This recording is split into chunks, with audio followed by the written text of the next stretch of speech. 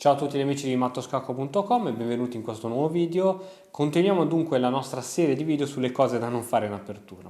Allora, supponiamo sempre di essere i bianchi e di fare l'apertura di re, il nero risponde con E5, solita mossa quasi di routine cavallo F3 e il nero decide di stupirci con una difesa particolare dal nome difesa Damiano con F6.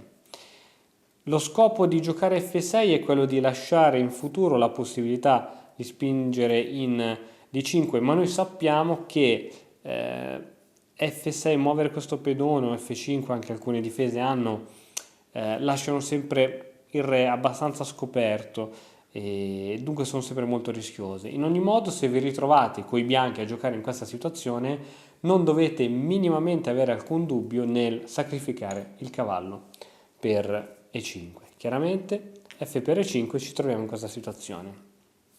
Adesso donna in H5 ci sono varie possibilità.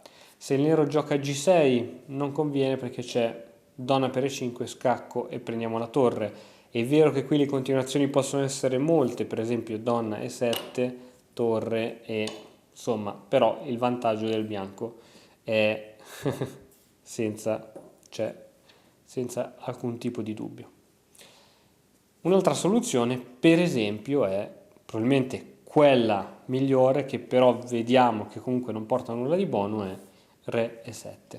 A questo punto, donna e7, scacco, intanto abbiamo due pedoni per un cavallo, il re si sposta in f7, alfiere c4, scacco, chiaramente giocare d5 non porta nulla perché andremo comunque a prendere col pedone, il re nero è costretto a spostarsi in G6, diamo scacco con la donna in F5, a questo punto l'unica casa disponibile è quella H6.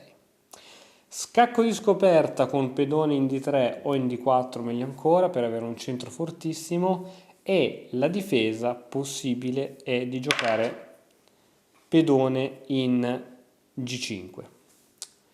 Chiaramente se segue una presa di questo tipo la donna ricattura. Non è qui che noi dobbiamo andare a sminuire il nostro vantaggio, ma attenzione perché segue questa mossa fortissima che è H4.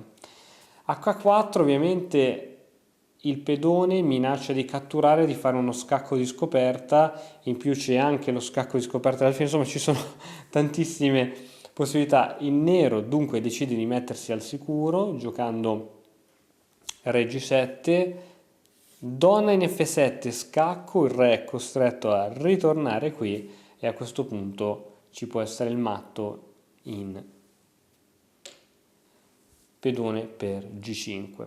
Doppio scacco sia di pedone, quindi la donna non può muoversi perché c'è attualmente anche lo scacco di torre, di conseguenza scacco matto.